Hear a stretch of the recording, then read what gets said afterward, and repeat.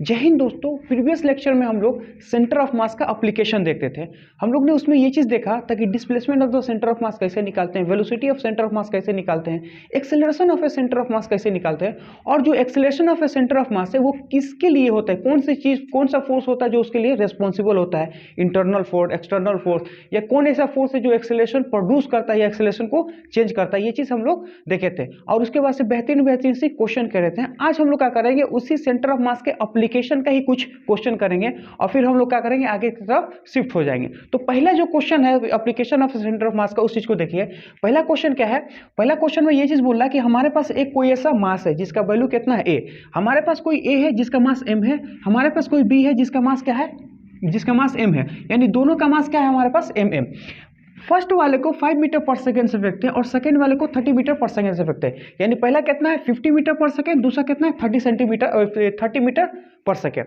अब ये चीज देखिएगा कि पहले वाले को कहाँ से फेंकते हैं, ग्राउंड से फेंकते हैं, लेकिन दूसरे वाले को क्या करते हैं 40 मीटर हाइट से फेंकते हैं। पहले वाले को ग्राउंड से फेंकेंगे, दूसरे वाले को 40 मीटर हाइट से फेंकते हैं। तो यहां से देखिएगा both throw simultaneously then find the maximum height attain by centre of mass from the ground. यानी दोनों को हम लोग क्या करें, इंस्टेंटली भेज रहे हैं, एक साथ भेज रहे हैं। तो हमें ये चीज बताइए कि सेंटर ऑफ मास का मैक्सिमम हाइट कितना होगा, वो चीज हमको बताना है। अब ये चीज देखिएगा कि सबसे पहली बात है कि अगर सेंटर ऑफ मास का मैक्सिमम हाइट चाहिए तो हम उसको कैसे निकालेंगे, ये अपना क्वेश्चन है। तो हम ये चीज बोलेंगे कि हमारे पास सपोज मान लेते कोई हमारा एक पार्टिकल होता है, अगर इस पार्टिकल को हम लोग u वेलोसिटी से फेंकेंगे, कोई हमारे पास पार्टिकल है, अगर हम इस पार्टिकल को u वेलोसिटी से फेंकते हैं तो किसी भी हाइट पे, किसी भी h हाइट पे उसका मैक्सिमम कब होता है, जब v इज इक्वल टू हमारा क्या हो जाएगा, 0 हो जाएगा, है ना। यानी अगर आप u से फेंकोगे वो मैक्सिमम हाइट तब अटेन करता है जब इसका वेलोसिटी क्या हो जाए, 0 हो जाए। क्योंकि अगर सपोज मान लीजिए इसके पास कुछ वेलोसिटी होगा तो ये और ऊपर की तरफ जाना स्टार्ट करेगा, और जिस समय इसका वेलोसिटी 0 होगा उसके बाद से वो नीचे आना स्टार्ट हो जाएगा। समझ में आ रहा है ना। तो इसलिए अगर आपको मैक्सिमम चाहिए तो उसका फाइनल वेलोसिटी क्या करना पड़ेगा, 0 करना पड़ेगा, क्योंकि अगर उससे ज्यादा होगा तो वो और ऊपर जाएगा, लेकिन उससे अगर 0 होगा, 0 के बाद से वो कहाँ जाता है, नीचे जाता है, और नीचे जाएगा तो क्या हो रहा है, डिक्रीज होगा। हमको चाहिए मैक्सिमम, तो मैक्सिमम कब होगा, जब v इज इक्वल टू 0 हो जाएगा। तो अगर हम किसी भी तरह से अगर कोई सेंटर ऑफ मास का फाइनल वेलोसिटी अगर हम 0 कर दें, इसका मतलब उसके कोरस्पॉन्डिंग जो हाइट आने वाला वो क्या होगा, वो मैक्सिमम हाइट होगा। अब देखिए कैसे, हमें एक चीज पता है कि जो अपने पास काइनेमेटिक्स का जो जितने भी फॉर्मूला है, जैसे v is equal to u plus में at हो गया, है ना, जैसे x is equal to ut plus half at square हो गया, है ना, v square is equal to u square plus में 2as ये हो गया। ये जितनी सारी फॉर्मूला है ना, इस सारे फॉर्मूला को हम लोग क्या कर सकते हैं, सेंटर ऑफ मास के लिए यूज कर सकते हैं। देखिए हम लोग कैसे कर रहे हैं। तो हमें पता है कि फाइनल वेलोसिटी को क्या करना है, 0 करना है। हमको एक फॉर्मूला पता है, v square is equal to u square plus में 2as, ये हमारे पास फॉर्मूला है। अब अगर हम सेंटर ऑफ मास के लिखेंगे तो final velocity of centre of mass लिखेंगे, initial velocity of centre of mass लेंगे, है ना, और क्या कहते हैं acceleration of centre of mass लिखेंगे, और ये displacement of centre of mass लिखेंगे। यानी सारा का सारा क्या होना चाहिए, सेंटर ऑफ मास का ही होना चाहिए। ऐसा नहीं कि पहले पार्टिकल का एक लिख लिए, दूसरे पार्टिकल का एक लिख लिया, तीसरा सेंटर ऑफ मास का लिखना, ऐसा नहीं होगा। सारा क्या होना चाहिए, एक ही पार्टिकल का होना चाहिए, एक ही सेंटर ऑफ मास का होना चाहिए। अब हमें पता है ये कि अगर उसको मैक्सिमम करना है तो इसको क्या करना पड़ेगा, 0, है ना। अब हमें ये है 0, हमें तो ये फाइंड आउट करना है मैक्सिमम हाइट। तो ये फाइंड आउट करने के लिए ये पता होना चाहिए, ये पता होना चाहिए, दोनों पता होना चाहिए, तब हम लोग का वैल्यू पुट करेंगे, यहाँ से ये निकाल लेंगे। अब देखिए हम क्या कर रहे हैं, तो हमें ये पता करना है और हमें ये पता करना है। तो हम ये चीज बोलेंगे कि acceleration of A centre of mass का फॉर्मूला क्या होता है। Acceleration of centre of mass का जो फॉर्मूला होता है वो होता है m1, है ना, r1 प्लस में m2 नहीं m1 a1, है ना, m2 और a2 divided by m1 plus में m2।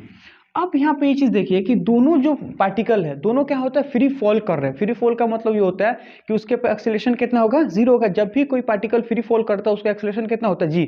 इसका मतलब ये है कि a का भी वैल्यू हमारे पास कितना होगा, g, और b का भी वैल्यू हमारे पास कितना होगा, g, है ना। a का भी वैल्यू होगा g और b का भी वैल्यू हमारे पास कितना होगा, g होगा। तो अब मैं बोलते हैं कि a, अब a का मास कितना है, m, और एक्सेलरेशन कितना है, g है का मतलब क्या है, नीचे की तरफ, यानी डाउनवर्ड की तरफ। फिर प्लस में अब दूसरे वाले का मास कितना है, m, और इसका एक्सेलरेशन कितना है हमारे पास, तो इसका भी एक्सेलरेशन हमारा g है, वो भी नीचे के तरफ, क्योंकि कोई भी फ्री फॉल चलता है तो उसका एक्सेलरेशन कितना होता है, g होता है। अब m1 और m2, m1 प्लस में m2। अब यहाँ से ये चीज़ देखिएगा, ये माइनस, तो दोनों को करेंगे तो कितना होगा, माइनस में to 2mg divided by 2m। तो यहाँ से इसको काट देंगे तो हमारे पास कितना हो जाएगा, माइनस में g। यानी सेंटर ऑफ मास में भी क्या होगा, फ्री फॉल ही करेगा, वो करना भी चाहिए। इसलिए क्योंकि जब दो पार्टिकल हमारे पास, अगर दो पार्टिकल फ्री फॉल करे तो इसका सेंटर ऑफ मास भी तो फ्री फॉल ही करेगा, है ना। तो इसलिए हमारा इसका भी सेंटर ऑफ मास का भी एक्सेलरेशन कितना होगा, g ही हो जाएगा। तो अब हमें ये मिल गया। अगर हमें ये चीज़ मिल जाएगा तो हम ये निकाल सकते हैं। तो देखिए हम ये पता करते हैं। अब हमें पता है ये u क्या है, u है हमारा इनिशियल वेलोसिटी। अगर इनिशियल वेलोसिटी की बात करेंगे तो u/cm अगर बात करेंगे तो इसका मतलब है कि m1 है ना, u1 प्लस में कितना होगा, m2 और u2 divided by m1 plus में m2। अब हमारा m का वैल्यू कितना होगा, m है ना, और इनिशियल इसका बोलूँगा m का वैल्यू कितना है, a का वैल्यू कितना है m, इसका कितना है वेलोसिटी इनिशियली 50 ऊपर के तरफ, है ना। फिर हमारे पास कितना होगा, इसका मास कितना है m, और इसका वेलोसिटी कितना ऊपर की तरफ 30, तो ये कितना होगा 30 डिवाइडेड बाई 2m, है ना। तो यहाँ से देखेंगे m कट गया तो ये कितना है 50, ये कितना है 30, तो 50-30 करेंगे तो कितना आ जाएगा 80 डिवाइडेड बाई 2, तो ये कितना हो गया 40। यानी सेंटर ऑफ मास जो है आपका कितना मीटर से चलेगा, 40 मीटर पर सेकंड से चलेगा, कहाँ, ऊपर की तरफ।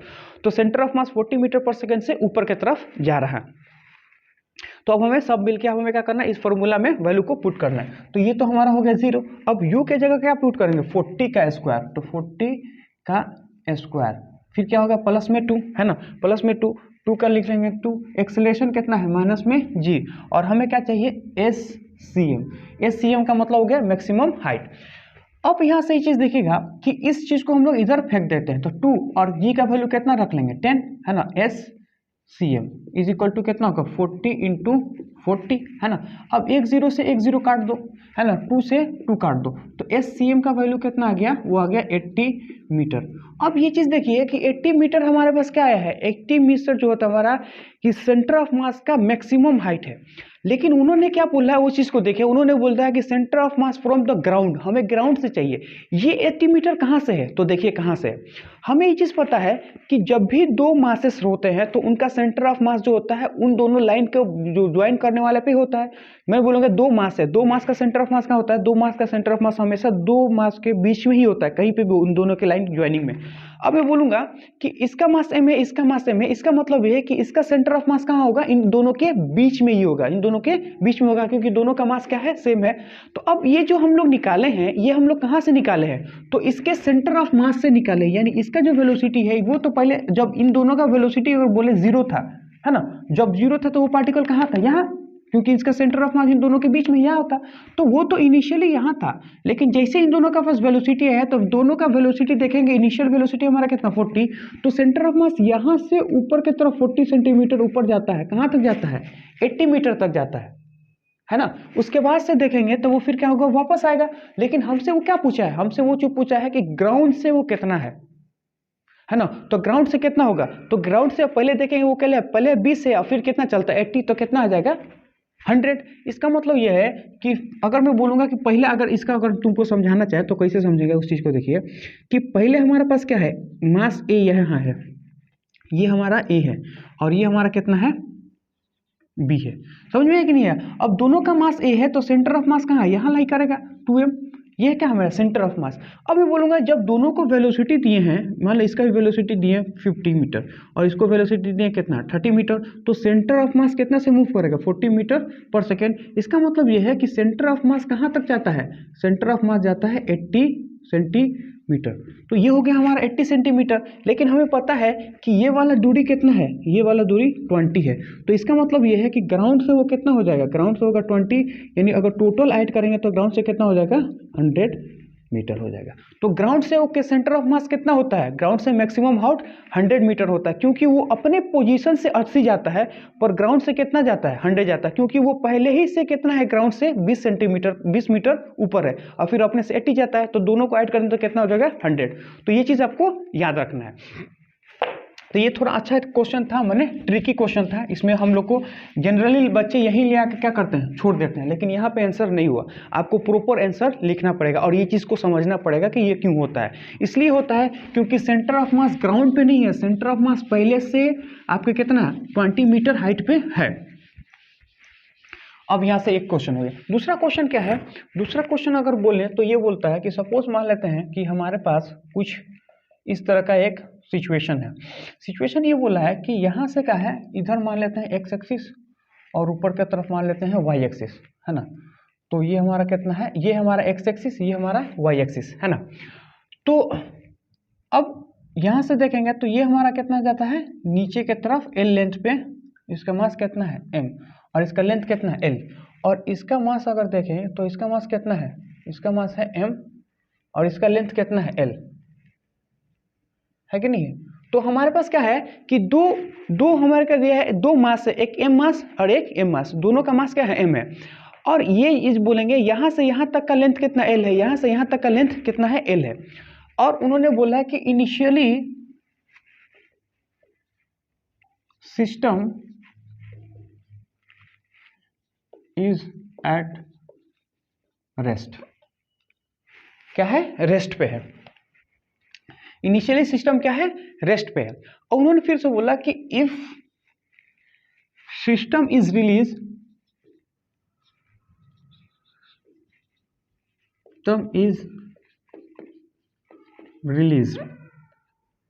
फ्रॉम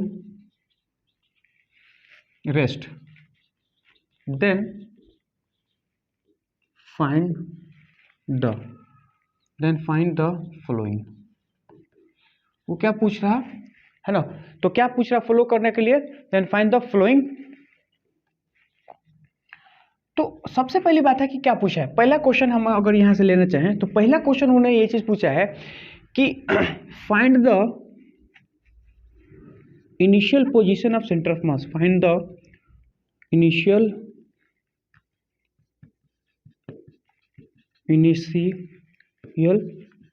पोजीशन ऑफ COM, है ना, इनिशियल पोजीशन ऑफ COM। जो दूसरा क्वेश्चन उन्होंने ये चीज पूछा है कि, है ना, कि फाइंड द ACM, है ना, find the ACM at any time t, at any time t। जो तीसरा क्वेश्चन हमसे ये पूछा है उन्होंने कि find the VCM at any time t। फिर फोर्थ क्वेश्चन हमसे पूछा है कि फाइंड द, है ना, फोर्थ क्वेश्चन पूछा है कि फाइंड द RCM, है ना। RCM का मतलब क्या हो गया पोजीशन, RCM इसका मतलब कि पोजीशन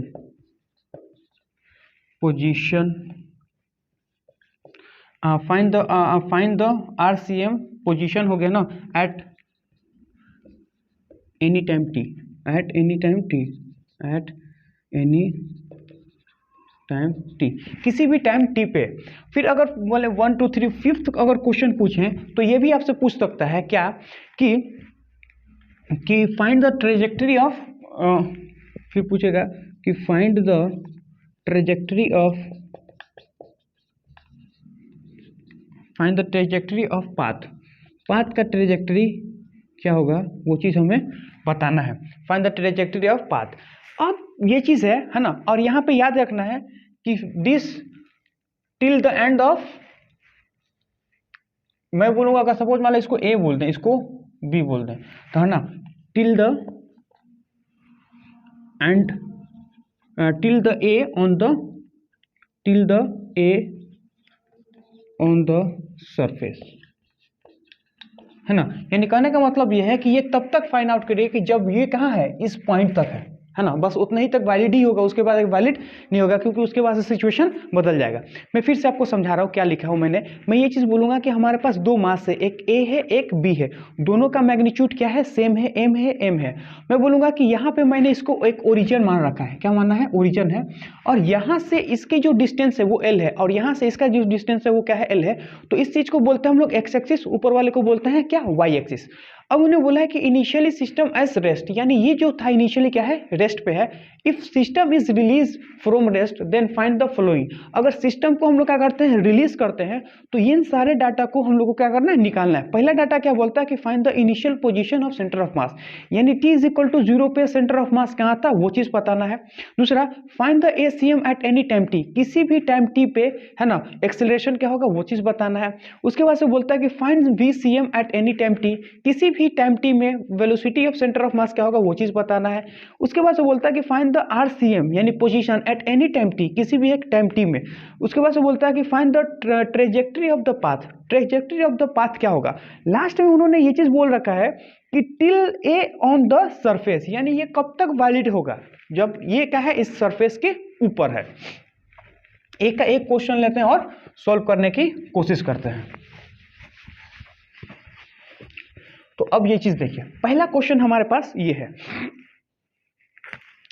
तो सबसे पहली बात है कि हमको पोजीशन फाइंड आउट करना है ना, at t is equal to 0। तो हमको पता है पोजीशन का बेसिक फार्मूला क्या होता है, m1 r1 प्लस में क्या होता है m2 और r2, है ना, डिवाइडेड बाई m1 प्लस में m2। ये चीज दो पार्टिकल है, दो का सिस्टम है। अब यहाँ से ये चीज देखिए कि m1 का वैल्यू कितना है, m, तो यहाँ पे लिख लेंगे कितना आ गया, m।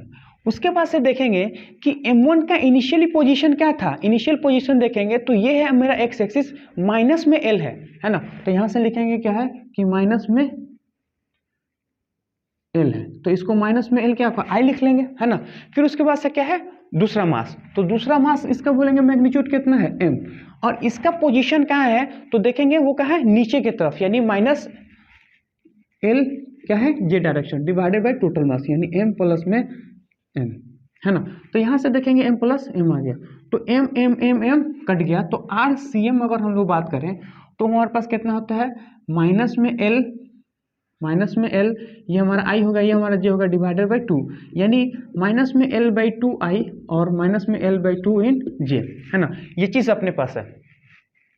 तो ये फॉर्मूला आ गया पहला, तो पहला तो हमारा काम बन गया। दूसरा बोलता है find ACM at any time t, किसी भी टाइम t पे हमें एक्सेलरेशन पता करना है। तो देखिए एक्सेलरेशन का सिंपल फॉर्मूला क्या होता है कि ACM इज इक्वल टू होता है m1 a1 प्लस में कितना हो गया m2 a2, है ना, डिवाइडेड बाई m1 प्लस में m2। अब हमें दोनों का मास तो पता है m1 और m2, लेकिन अगर हमको a1 a2 मिल जाएगा तो काम बन जाएगा। तो देखिए हम लोग क्या करते हैं, a1 a2 फाइंड आउट करते हैं।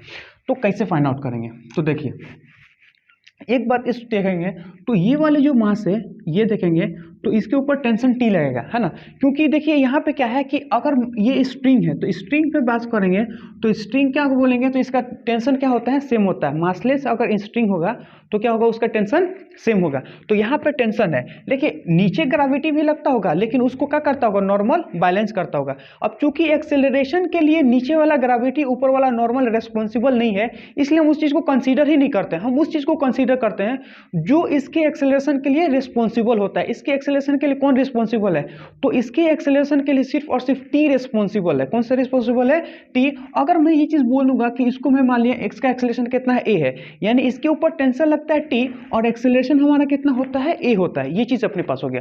दूसरा हम देखेंगे कि हमारे पास एक मास ये b है, तो इसके ऊपर mg नीचे और टेंशन ऊपर, और दोनों का एक्सेलरेशन भी क्या होगा, सेम, है ना। दोनों का एक्सेलरेशन इसलिए सेम होगा क्योंकि स्ट्रिंग क्या है, सेम है। अगर स्ट्रिंग को बोलेंगे तो दोनों के अंदर देखेंगे, अगर स्ट्रिंग दो होगा वो क्या होगा, इनएक्सटेंसिबल है, तो जितना ये नीचे आएगा उतना ये इधर जाएगा, ये नीचे आएगा ये इधर जाएगा, तो दोनों का एक्सेलरेशन क्या होगा, सेम होगा। तो यहाँ से अगर हम एक्सेलरेशन निकालना चाहें तो टेंशन इज इक्वल टू कितना मास इंटू एक्सेलरेशन, और यहाँ से निकालेंगे तो mg माइनस में टेंशन इज इक्वल टू हमारे पास कितना हो जाएगा मास इंटू एक्सेलरेशन। अब हम क्या कर टी की जगह पे इसको पुट करेंगे तो mg इज इक्वल टू कितना हो जाएगा t, फिर उधर फेंकेंगे तो कितना होगा 2ma, तो एक्सेलरेशन बोलेंगे तो कितना होगा g/2, तो दोनों का एक्सेलरेशन हमारा कितना होगा g/2। अब यहाँ पे हम लोग वैल्यू पुट कर देते हैं, है ना। तो पहला का मास कितना है m और इसका एक्सेलरेशन कितना है g/2। अब यहाँ पे जब g/2 रखिए तो विथ डायरेक्शन के साथ रखिए, देखिए कैसे।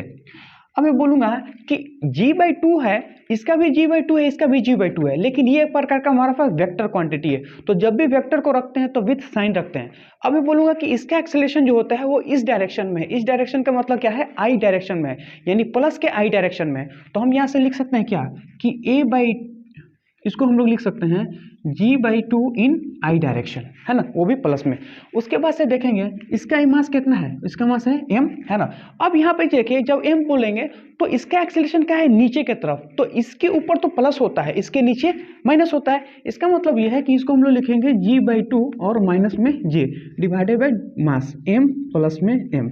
अब ये मास हमारा कट गया, तो यहाँ से देखेंगे तो g/2 और ये कितना होगा 2, ये कितना होगा 4, i प्लस में कितना है ये होगा हमारा मेरा माइनस में g/2 और इसके ये वाला g मिला कितना होगा g/4, ये कितना है j डायरेक्शन में। तो एक्सेलरेशन हमारा कितना आ गया g/4, i माइनस में g/4 आ गया। अब हमारे पास क्या है वेलोसिटी हमको चाहिए, velocity at any time t, किसी भी टाइम t पे वेलोसिटी चाहिए। तो अब मैं बोलूँगा कि vcm हमको चाहिए, तो VCM हमको चाहिए, तो हम अब ऐसा नहीं करेंगे क्या कि इसका VCM ऐसा नहीं करेंगे कि VCM is equal to m1 v1 plus v2, उस करने की जरूरत नहीं है। हम आपको ये चीज़ बताएं हैं कि हम लोग क्या कर सकते हैं डायरेक्ट काइनेमेटिक का फॉर्मूला लगा सकते हैं। तो देखिए हमको पता है VCM चाहिए तो u प्लस में AT, है ना। हम बोलेंगे VCM चाहिए तो यहाँ पे भी क्या ACM रख दो, है ना। तो इससे भी निकालोगे तब भी वही आएगा, या फिर इससे भी निकाल सकते हो, जैसे एक्सेलरेशन CM लिखे है ना, उसी तरह VCM लिख के m1 है ना v1 प्लस में m2 v2 उससे भी करोगे चलेगा, लेकिन ये हम लोग डायरेक्ट लगा देंगे। अब यहाँ पे देखो हमें पता है कि इनिशियली सिस्टम क्या था, जीरो पे था। इनिशियली सिस्टम क्या था जीरो, अगर इनिशियली सिस्टम जीरो था, इनिशियल वेलोसिटी क्या है जीरो। उसके बाद से बोलेंगे कि एक्सेलरेशन, तो हम लोग ने अभी एक्सेलरेशन यहाँ पे निकाल रखा है। तो देखिए क्या है एक्सेलरेशन है g/4 i डायरेक्शन माइनस में कितना होगा g/4 इन j डायरेक्शन। उसके बाद से क्या होगा t से मल्टीप्लाई कर दो, है ना। तो यहाँ से देखिएगा कि जो वेलोसिटी हमारा आता है वो क्या है g/4 i माइनस में g/4 j इंटू टी, ये हमारे पास आ गया। अगला हमारे पास क्या है, अगला बोला हमारे पास कि फाइंड द RCM यानी position at any time t, हमें RCM का पोजीशन चाहिए किसी भी टाइम t में। तो उस चीज़ को हम लोग कैसे निकालेंगे, तो देखिए उसका बेसिक फॉर्मूला क्या है, हमको पता है कि डेल्टा आर, है ना, डेल्टा आर का अगर बात करें कि डेल्टा आर का बात करें हम यानी चेंज इन पोजीशन, तो चेंज इन पोजीशन का हमारा फार्मूला क्या होता है, तो चेंज इन पोजीशन का फार्मूला होता है ut प्लस में हाफ a t स्क्वायर, ये हमारा फार्मूला होता है। Delta r is equal to कितना होता है ut प्लस में हाफ a t स्क्वायर, ये हमारा फार्मूला होता है। अगर हमको ये चीज़ चाहिए, इसका मतलब ये है कि हम इसको लिखेंगे r फाइनल माइनस में r initial, center of mass का final position, center of mass का इनिशियल पोजीशन। उसके बाद से क्या होगा ut। अब यहाँ पे u देखिएगा, u हमारा क्या है इनिशियल सेंटर ऑफ मास का वेलोसिटी कितना था जीरो, इसका मतलब ये है हम इसको क्या मान सकते हैं जीरो, मान लिया जीरो। उसके बाद हमारा क्या बच गया 1/2। और एक्सेलरेशन हम अभी निकाल रखे हैं वो कितना है, उस चीज को देखिए, उसको हम लिखेंगे g/4 i माइनस में g/4 j इंटू टी का स्क्वायर। अब ये देखिए हमको आर फाइनल चाहिए, है ना, तो आर फाइनल क्योंकि उनका पोजीशन चाहिए, तो पोजीशन फाइनल चाहिए, तो हम क्या करेंगे इस चीज को इधर फेंक देंगे। तो अब हम लोग क्या कर रहे हैं इसको मिटाना चाह रहे हैं, है ना, तो देखिए हम इसको मिटा रहे हैं।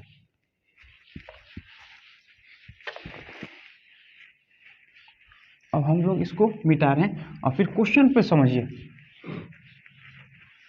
अब ये चीज अपने पास है, तो यहां से देखेंगे कि आर फाइनल का बात करें तो आर फाइनल हमारे पास कितना होगा, इनिशियल को हम लोग उधर फेंक देंगे तो वो कितना होगा, अगर अच्छा इनिशियल को इधर फेंकेंगे तो ये इससे मल्टीप्लाई, ये इससे मल्टीप्लाई, इसका मतलब है कि g/8 i हो जाएगा, है ना। फिर उसके बाद से क्या होगा g/8 j हो जाएगा, है ना। और फिर इन दोनों का क्या होगा बोलेंगे तो t से स्क्वायर हो जाएगा। और उसके बाद से क्या होगा ये इधर चला जाएगा, तो ये क्या होगा प्लस में r इनिशियल। अब हमें ये चीज़ देखिए कि टी से मल्टीप्लाई कर दूंगा, G T by eight t square I minus में जी बाई एट इंटू कितना होगा टी स्क्वायर इंटू जे। अब हमारे पास आर इनिशियल आप लोग देखिए क्या है हमारा initial T is equal to L by two I minus L by two J, यानी इनिशियल का अगर हम लोग बात करें तो वो हमारे पास कितना है माइनस में एल बाई आई है ना, माइनस में एल बाई ये कितना हो गया जे, ये आई है और जी है, तो हमें आर फाइनल चाहिए। तो अब हम आर फाइनल अगर बोलें तो आई वाले को आई के साथ आर फाइनल अगर बोलें तो आई वाले आई के साथ और जे वाले को जे के साथ, तो ये आई है ये भी आई है, ये जे है ये जे है। तो अब देखिए हमको पता है कि जी बाई एट टी स्क्वायर आई ये प्लस है ना, तो ये माइनस माइनस हो जाएगा, तो हमारा कितना होगा ये माइनस में एल बाई टू, तो ये वाला कितना होगा आई वाला है, ये हमारा कितना होगा आई, क्योंकि ये और ये दोनों आई है तो दोनों आई वाला को एक साथ, फिर क्या करेंगे प्लस में। अब देखिए ये हमारे पास क्या है माइनस में, ये भी हमारे पास क्या है माइनस में, तो ये लिखेंगे g by eight t square minus में l by two L by two into j direction, यानी ये हमारा क्या है एक्स एक्सिस का है, ये हमारा क्या है वाई एक्सिस का है, तो ये हमारा फाइनल पोजीशन मिल गया। अब देखिए ये हमारा क्या है x, ये हमारा क्या है y। उसके बाद से उन्होंने पूछा है कि find the trajectory of path. Trajectory of path का मतलब क्या होता है the relation between x and y, है ना। किसी भी चीज़ का अगर ट्रेजेक्ट्री ऑफ पाथ बोला जाए ना तो हमेशा आप लोग ये याद रखिएगा कि ट्रेजेक्ट्री ऑफ पाथ का मतलब होता है the relation between x and y, x और y के बीच में क्या रिलेशन होता है उसी को क्या बोलते हैं इक्वेशन ऑफ ए ट्रेजेक्ट्री। तो इक्वेशन ऑफ ट्रेजेक्ट्री का मतलब ये होता है हमें क्या देखना है एक्स और वाई का डिस्प्लेसमेंट देखना है, यानी उन दोनों का रिलेशन देखना। तो देखिए कैसे करते हैं, अब मैं बोलूंगा कि इसको हम लोग एक्स एक्सिस मान लेते हैं, इसको हम लोग क्या मानते हैं वाई एक्सिस, यानी एक्स का अगर हम लोग फॉर्मूला एक्स का अगर वैल्यू देखें तो जी बाई एट है ना यू टी स्क्वायर माइनस में एल बाई टू, और वाई एक्सिस की बात करें तो ये माइनस माइनस हो जाएगा, तो minus g by eight t square और एल बाई टू है ना, ये चीज़ है, ये एक्स एक्सिस वाई एक्सिस। अगर मैं बोलूँ इक्वेशन 1 और इसको बोलेंगे इक्वेशन हमारा कितना आ गया 2, अगर हम बोले इन दोनों को ऐड कर दो है ना, जैसे इन दोनों को ऐड कर देंगे बोले कि ऐड 1 एंड 2, एक और 2 को क्या करेंगे ऐड कर देंगे, तो ये हमारा x ये हमारा कितना हो गया y, दोनों को ऐड कर दिए। तो जैसे दोनों को हम लोग ऐड करते हैं तो ये देखिएगा ये कितना है g by eight t square है ना माइनस में l बाई टू है ना, उसके बाद से ये हो गया, अब उसके बाद से इसको प्लस करना है तो यहाँ से अगर बोलेंगे तो माइनस में g by eight t square और माइनस में कितना हो गया एल बाई टू। अब ये देखिए ये माइनस में इसलिए दोनों को ऐड करेंगे तो ये वाला माइनस माइनस यहाँ आ जाएगा, plus minus minus minus plus minus minus. अब ये वाला जो क्वांटिटी है ये क्वांटिटी हमारा कट गया, तो यहाँ से देखेंगे कि हमारे पास कितना हो गया माइनस में एल बाई टू एल, तो ये कट गया। तो यहाँ से अगर बोलूँ कि आखिर आया कितना है तो x प्लस में y is equal to minus में l आया है ना, कट गया। तो यहाँ नहीं y इज इक्वल टू अगर बोलें तो हमारे पास कितना होगा माइनस में l प्लस में x। तो यहाँ से देखिए रिलेशन बिटवीन y और x, रिलेशन बिटवीन y और x, y और l के बीच में हमारा क्या आ गया रिलेशन आ गया है ना, ये है y और ये हमारा क्या है x है। तो रिलेशन बिटवीन y और x, इसी को हम लोग क्या बोलते हैं रिलेशन बिटवीन y और x, वही हम लोग बोलते हैं इक्वेशन ऑफ ए ट्रेजेक्टरी। ये चीज़ अपने पास हो गया। उसके बाद से क्या है, अब नेक्स्ट लेवल का क्वेश्चन लेते हैं कुछ अलग टाइप। देखिए क्वेश्चन आपके लिए लेंदी हो सकता है, यानी क्वेश्चन आपके लिए बड़ा हो सकता है, छोटे छोटे क्वेश्चन को करने का कोई मतलब नहीं होता है, इसलिए क्योंकि छोटे छोटे क्वेश्चन तो ऐसे ही फॉर्मूला बेस होते हैं, वो तो हो ही जाएंगे। मेन क्वेश्चन वो चीज़ करो जो आपको थोड़ा सा लेवल आपका बढ़ा पाए, कोई फायदा नहीं है छोटे छोटे क्वेश्चन करने से, है ना। वो ऐसा होता है कि हमें लगता है कि हम इतना ज़्यादा क्वेश्चन कर दिए, लेकिन छोटे क्वेश्चन करने से आप कभी सिलेक्शन नहीं ले सकते। सिलेक्शन आप तभी ले सकते हो जब आपके अंदर उस लेवल का मेहनत हो और उस लेवल का क्वेश्चन किए हो। छोटे छोटे क्वेश्चन करके आप भी खुश हो जाते हो, टीचर भी पढ़ा के खुश होता है, लेकिन उससे कुछ होता नहीं है। जब तक आपका लेवल एक अप नहीं है ना तब तक कुछ भी नहीं होने वाला, क्योंकि अल्टीमेट जो जेई हो नीट हो वो आपका चेक करता है आपका पोटेंशियल कितना है, यानी कितना जल्दी आप ये चीज़ों को सोच पाते हो, है ना। और इन सारे क्वेश्चन को करने ही से आपका सोच या आपकी थिंकिंग बढ़ेगी। छोटे मोटे क्वेश्चन करने से कुछ भी नहीं होता है ना, उस ना आपका पोटेंशियल बढ़ पाएगा ना आप इंक्रीज कर पाओगे, और ये एग्जाम तो कभी नहीं निकल सकता है। इसलिए अच्छे क्वेश्चन को अभी अप्रोच करो। देखो छोटे मोटे क्वेश्चन कब करते हैं, जब एग्जाम का टाइम आता है, क्योंकि हमारे पास इतना टाइम नहीं होता कि बड़े बड़े क्वेश्चन लगाएंगे, इसलिए हम लोग छोटे छोटे क्वेश्चन लगा के थोड़ा कॉन्सेप्ट को बिल्डअप करते हैं। लेकिन जब आपके पास टाइम है ना, तो आप खुल के मेहनत करो, खुल के क्वेश्चन लगाओ, खुल के अच्छे अच्छे क्वेश्चन करो, ताकि आपकी सोचने की जो एबिलिटी है ना वो इंक्रीज हो जाए, है ना। इस चीज का आपको ध्यान रखना पड़ेगा। इसलिए इस सब क्वेश्चन आए तो घबराओ मत, उस चीज को यूज करो, उस चीज को फेस करो, बार बार देखो, है ना। एक बार वीडियो देख लिया नहीं समझ में, फिर देखो, फिर समझ में आया, फिर देखो, बार बार देखो, आएगा जरूर, है ना। लेकिन अच्छे क्वेश्चन करो, छोटे मोटे क्वेश्चन करने से कोई मतलब नहीं है और कोई फायदा ही नहीं है ना। इसलिए इस चीज का ध्यान रखो। अब अच्छा लेवल का क्वेश्चन क्या है उस चीज को देखिए। अगर हम बोले नेक्स्ट क्वेश्चन क्या हो सकता है कि अगर सपोज मान लें ऐसे बना है और कुछ ऐसे बनाया है ना, ये हमारे पास कोई ऐसा चीज है ऐसे, और ये बोला है फिक्स्ड है ना, यानी ये कोई सा शेप है ना, और जो कि फिक्स है। और उन्होंने ये चीज बोला है कि अगर सपोज मान लेते हैं यहाँ पे एक m1 मास है और यहाँ पे हमारा क्या है m2 मास है, और उन्होंने ये बोला है ये 60 डिग्री है और ये हमारे पास कितना है 30 डिग्री है, और बोला है इन्होंने इनिशियली, और ये बोला है कि ये क्या है स्मूथ है ना, स्मूथ है यानी फ्रिक्शन लेस है। इनिशियली सिस्टम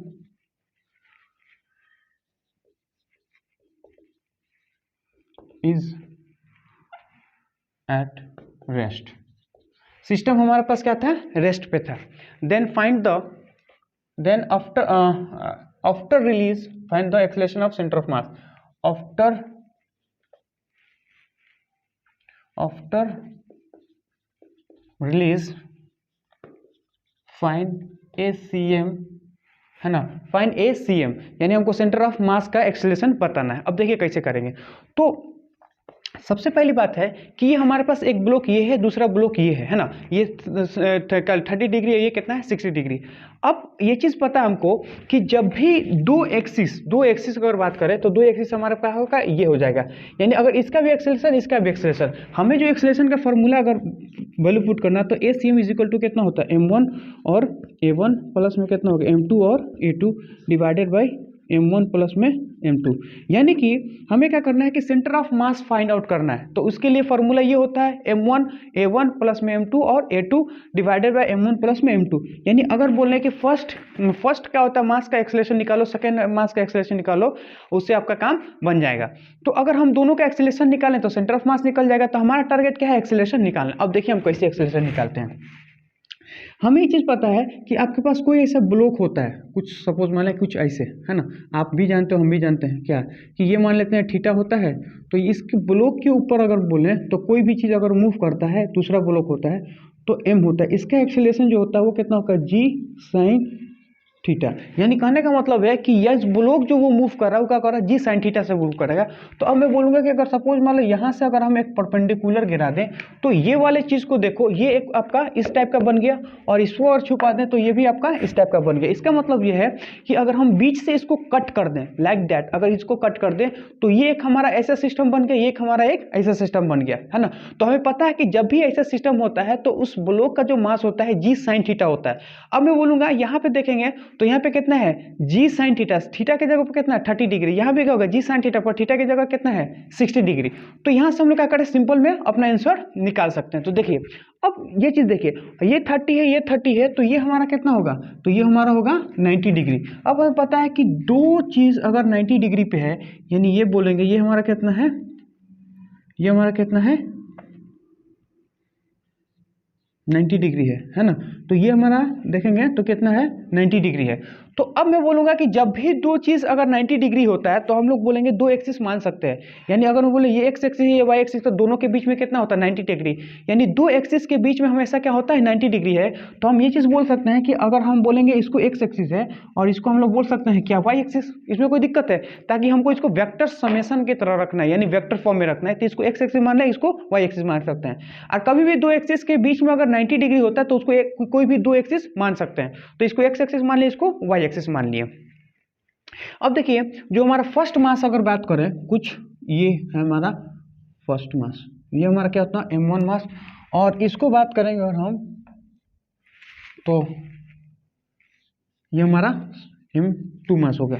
तो हमें पता है कि इसका जो एक्सेलरेशन होगा, अगर मैं बोलूँ यहाँ से अगर काट दें तो ये हमारा कितना है, ये हमारा बनाता है 30 डिग्री और ये हमारा कितना बनाता है 60 डिग्री।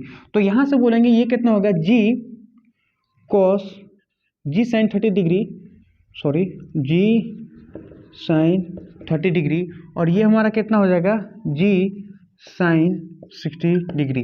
तो ये हमारा कितना होगा जी साइन 30 डिग्री और जी साइन 60 डिग्री। तो ये दो चीज हो गया, जी साइन 30 डिग्री हो गया, जी साइन 60 डिग्री हो गया, और इसको बोलते हैं एक्स एक्सिस, इसको बोलते हैं वाई एक्सिस। तो यहाँ से अगर मैं बोलूँ, अगर लिखना चाहें तो ये भी बोल सकते हैं कि m1 मास कितना है, m1 का मास, और ये इसका एक्सेलरेशन कितना है x1 बोलेंगे तो वो एक एक्स एक्सिस के बाद बोले तो वो कितना जी साइन 60 डिग्री, वो कितना है आई, यानी एक्स एक्सिस को आई से रिप्रेजेंट कर रहा है। अब दूसरे वाला का मास कितना है m2, और इसका एक्सेलरेशन कितना है, इसका एक्सेलरेशन है जी साइन 30 डिग्री, और ये कितना है जे एक्सिस में, क्योंकि इसको x माने हैं तो इसको क्या माने वाई, और वाई को हम लोग जे से रिप्रेजेंट करते हैं, डिवाइडेड बाई m1 प्लस में m2। आगे अगर हम लोग सॉल्व करवाएं तो m1 का तो m1 हो जाएगा, जी को ऐसे ही छोड़ देंगे। 60 डिग्री का मतलब कितना होता है, साइन 60 डिग्री का वैल्यू जो होता है √3/2 प्लस में ये कितना हो जाएगा आई कैप, प्लस में m2 हमारा यही रह जाएगा, है ना। अब मैं बोलोगे जी का जी हो जाएगा साइन 30 डिग्री का कितना होता है 1/2 डिवाइडेड बाई m1 प्लस में m2।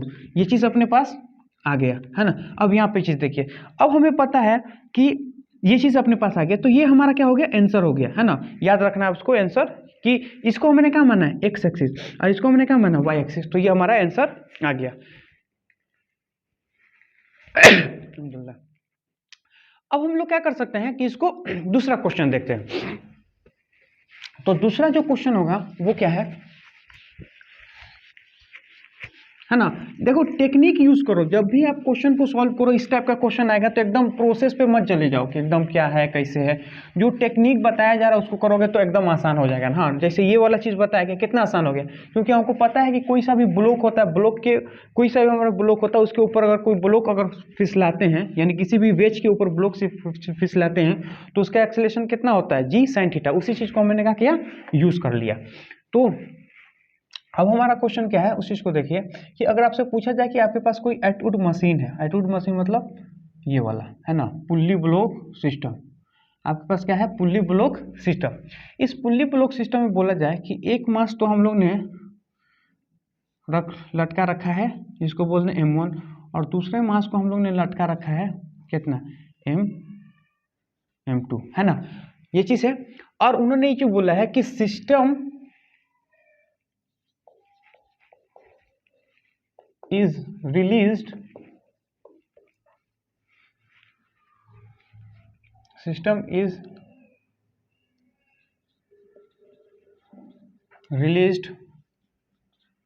From rest. हम लोग क्या करेंगे, सिस्टम को हम लोग रेस्ट से रिलीज करते हैं। Then find the ACM of system, है ना। ACM हमको सिस्टम का acceleration of centre of mass find out करना। अब इसको कैसे किया जाए, है ना, और साथ में ये भी बोल रखा है कि m2 जो है वो ग्रेटर देन m1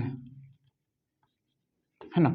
अब हम लोग कैसे करें, तो देखिए सेंटर ऑफ मास का जो बेसिक फार्मूला हमारा क्या होता है, सेंटर ऑफ मास का तो ये बेसिक फार्मूला A1 प्लस में m2 A2 divided by m1 plus में m2, ये हमारे पास बेसिक फार्मूला है।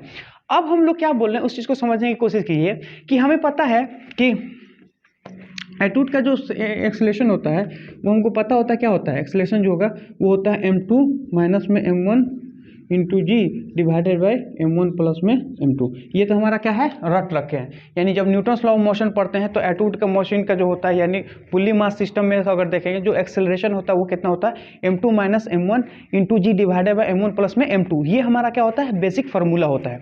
अब हम बोलेंगे हम तो इस चीज़ को ड्राइव भी कर लेते हैं साथ साथ। अब देखो कैसे करेंगे।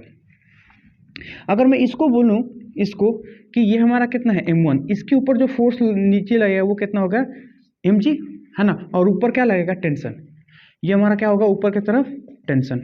और यहाँ से बोलेंगे ये हमारा कितना है M2, है ना, तो इसके ऊपर अगर बोले नीचे कितना लगेगा M2 इंटू जी, और ऊपर हमारा कितना है, टेंशन। तो अब हमें पता है कि दोनों का एक्सेलरेशन क्या होगा, सेम होगा, क्योंकि पुल्ली जो है इसमें स्ट्रिंग जो है वो इनएक्सटेंसिबल है। अगर स्ट्रिंग इनएक्सटेंसिबल होता है इसका मतलब दोनों का एक्सेलरेशन क्या होगा, सेम होगा। अब ये चीज़ पता है कि ये नीचे जाएगा और ये हमारा कहाँ जाएगा, ये ऊपर की तरफ जाएगा। ये हमारा नीचे की तरफ जाएगा, ये हमारा ऊपर की तरफ जाएगा, क्योंकि हेवी मास जो होता है वो नीचे आता है, लाइटर वाला कहाँ जाता है, ऊपर जाता है। तो अब मैं बोलूँगा इसके ऊपर लगाएं तो वो हमारा कितना होगा, M2G माइनस में tension which is equal to कितना हो गया, M2 इंटू एक्सेलरेशन। ये फर्स्ट इक्वेशन हो गया। सेकेंड इक्वेशन में अगर हम बात करें तो टेंशन माइनस में M1 इंटू जी M1 इंटू ए। अब हम क्या करें, इन दोनों को ऐड कर दो। जैसे इन दोनों को ऐड करेंगे तो ये हमारे पास क्या होगा, कैंसिल आउट हो जाएंगे। तो हमारा ये जो आएगा M2G, है ना, माइनस में M1G which is equal to कितना होगा, ए को अगर निकालें तो M1 प्लस में M2, है ना। तो अब यहाँ से बोलेंगे जी कॉमन आ जाएगा, तो जी कॉमन ही ले लेते हैं हम, जी कॉमन ले लिए। तो एक्सेलरेशन हमारा डायरेक्ट फार्मूला हमारे पास क्या आता है, एक्सेलरेशन बोलेंगे तो M2 माइनस में M1 into g divided by ये हमारा कहाँ आ जाएगा, नीचे M1 प्लस में M2। ये चीज़ हमारे पास फॉर्मूला आ गया। यानी बेसिक ये हो गया, इसको हम लोग नीचे फेंक दिए, है ना, ये चीज़ हो गया। तो एक्सेलरेशन हमारा ये गया, तो हमको पहले भी पता था। अब हम लोग क्या करते हैं, इसका हम लोग क्या कर सकते हैं, इसको फार्मूला में पुट करते हैं। अब देखिए कैसे फार्मूला में पुट करते हैं। तो हमें पता है कि सेंटर ऑफ मास का जो फार्मूला होता है वो क्या है। तो सेंटर ऑफ मास का जो बेसिक फार्मूला होता है हमारा वो होता है कि ACM इज इक्वल टू वो बोलते हैं M1A1 प्लस में क्या होगा M2 और A2, है ना, डिवाइडेड बाई M1 प्लस में M2। ये हमारे पास फार्मूला। अब सबसे पहली बात है कि M1, तो M1 तो हमारा ये रह जाएगा, तो M1 है। अब इसका एक्सेलरेशन देखेंगे तो इसका एक्सेलरेशन क्या होता है, ऊपर की तरफ होता है ना। तो ऊपर की तरफ हम लोग क्या बोल रहे हैं, निगेटिव, और नीचे की तरफ मैंने क्या माना है, पॉजिटिव। यानी इसको बोलेंगे तो पॉजिटिव, और ऊपर की तरफ हमारा क्या होगा, निगेटिव। ये हमने क्या है, कंसीडर कर रखा है। अब ये A1 जो होगा वो ऊपर की तरफ जा रहा है, यानी यहाँ पे एक्सेलरेशन जो होगा वो हमारा बोलेंगे तो क्या होगा, निगेटिव आएगा। वो कितना हो गया, वो हो गया हमारा M2 माइनस में M1 into g divided by M1 plus में M2, है ना। उसके बाद से क्या है, प्लस में, उसके बाद प्लस में देखेंगे M2 हमारा क्या है, M2 का मास यहाँ पे लिख देंगे। और एक्सेलरेशन जो होता है वो कहाँ जा रहा है, नीचे की तरफ जा रहा है, यानी पॉजिटिव डायरेक्शन में जा रहा है। तो उसके लिए अगर बोलेंगे तो हमारा कितना हो गया, M2 माइनस में M1 into g divided by M1 plus में M2 divided by total mass वो कितना है, M1 प्लस में M2। अब यहाँ से ये चीज़ देखिएगा कि ये वाला जो चीज़ है ना, ये वाला हम लोग क्या कर सकते हैं, यहाँ से कट कर सकते हैं। कर लिए। अब जैसे इसको कट करेंगे तो अब ये तो हमारा निगेटिव वाला, ये हमारा पॉजिटिव वाला, तो इसको इधर और इसको उधर लेके चल जाते हैं। तो ये हमारा कितना हो गया, M2 माइनस में M1, है ना। अच्छा ये देखो, ये इसमें क्या है, जी कॉमन ले लेते हैं, है ना। तो जी हमारा कॉमन आ जाएगा। तो यहाँ पे देखेंगे तो हमारे पास क्या होगा, M2 इंटू M2 माइनस में M1, है ना, और माइनस में क्या होगा M1, और वो कितना होगा M2 माइनस में M1। ये चीज़ अपने पास आ गया।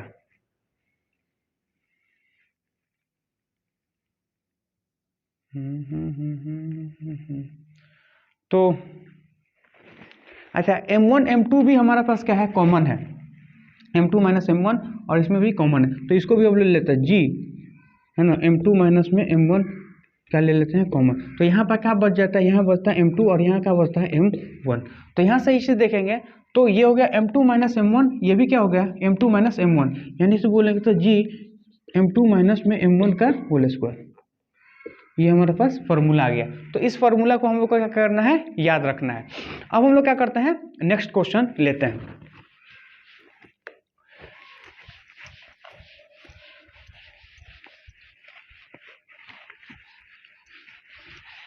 अब जो नेक्स्ट क्वेश्चन होता है यानी अप्लीकेशन का बात बोलेंगे, तो इसमें एक अप्लीकेशन क्या आता है कि सबसे अच्छा क्वेश्चन या सबसे अच्छा भी और सबसे ज़्यादा पूछने वाला क्वेश्चन वो क्या होता है, उस चीज़ को देखिए। क्वेश्चन ये पूछता है आपसे कि सपोज मान लेते हैं एक हमारे पास कोई क्या लेता है प्लैंक है ना, प्लैंक के ऊपर आप कोई किसी प्लैंक के ऊपर आप खड़े हो, तो आपसे ये चीज़ पूछ दिया जाए कि अगर आप उस प्लैंक के ऊपर बैठे हो तो आप एक एंड से दूसरे एंड जाते हो, तो प्लेन का क्या स्पीड होगा विथ रिस्पेक्ट टू ग्राउंड, और उस जो आदमी जो होगा वो ए से बी जा रहा तो उसका स्पीड क्या होगा।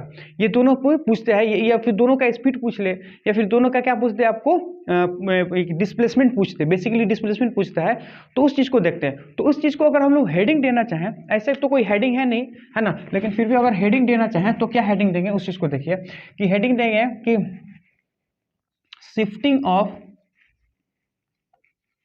प्लैंक, है ना, प्लैंक। अब प्लैंक का मतलब क्या होता है, प्लैंक का मतलब होता है एक, मैंने बोला कि लंबा सा, है ना, एक लंबा सा कोई इसका वुड का टुकड़ा होता है, उसको प्लैंक कहते हैं, है ना। जैसे ये मान ले डस्टर है, तो डस्टर जो होता है एक पर लंबा है, एक प्रकार का क्या होता है लंबा, उसी को क्या बोलते हैं प्लैंक। जैसे ये डस्टर है, इसी तरह वो भी लकड़ी का होता है, बड़ा सा होता है, तो इसको हम लोग क्या बोलते हैं, प्लैंक बोलते हैं। तो प्लैंक बोलते हैं, शिफ्टिंग ऑफ ए प्लैंक। तो सबसे पहली बात है देखते हैं क्या होता है। तो इसमें क्या होता है, केस 1 लेते हैं, है ना, इसमें 2 केस होता है, और उसी केस के जो रिजल्ट आता है ना, इन दोनों के केस में से जो रिजल्ट आएगा उसी रिजल्ट को हम लोग क्या करेंगे, बार बार यूज करेंगे, ताकि चीजें हमारे को आसान हो जाए, नहीं तो बहुत दिक्कत होगा, है ना। पता नहीं कब किसी किसी बुक में 3-3 मेथड 4-4 मेथड देता है, लेकिन सबसे आसान जो मेथड है मैं वो आपको बता रहा हूँ, जो सबसे ईजी मेथड है और सबसे आसान मेथड है, जिससे मैंने क्वेश्चन को गलत होने का कोई संभावना ही नहीं है। अगर आप लोग सही से इस चीज को यूज कीजिएगा तो एक करेक्ट आएगा और सही आंसर आएगा। तो उस चीज को हम बता रहे हैं। तो केस 1 को हम लोग बता रहे हैं। केस 1 में क्या है कि सपोज मान लेते हैं कि ये हमारे पास कोई सरफेस है ना, तो ये हमारे पास क्या है, कोई सा सरफेस है, इस सरफेस के ऊपर, है ना, जैसे सपोज मान ये, तो सरफेस के ऊपर अगर बात करें हम, तो एक मान लेते हैं प्लैंक, इसी चीज को बोलते हैं प्लैंक, यानी एक लकड़ी का लंबा सा टुकड़ा। तो इसका मास कितना है, m है, और इस प्लैंक के ऊपर एक कोई सा भी आदमी खड़ा है, कुछ लाइक दैट, ऐसे, है ना। और इस पॉइंट को बोलते हैं ए, और इस पॉइंट को क्या बोलते हैं बी। तो इस पॉइंट को बोलेंगे ए, इस पॉइंट को बोलेंगे बी। अब उन्होंने ये चीज बोला है कि अगर सपोज मान लेते हैं कि system initially at rest, system initially S rest, यानी शुरू में जो सिस्टम था वो क्या था, रुका हुआ था, और रुका हुआ था मतलब। अब उन्होंने चीज बोला है कि इसको, तो उन्होंने बोला है कि ये क्या हमारे पास फ्रिक्शनलेस है, फ्रिक्शनलेस है। और उसके बाद से ये बोला है कि if man move A to B, अगर वो एस से बी में आता है, देन डिस्प्लेसमेंट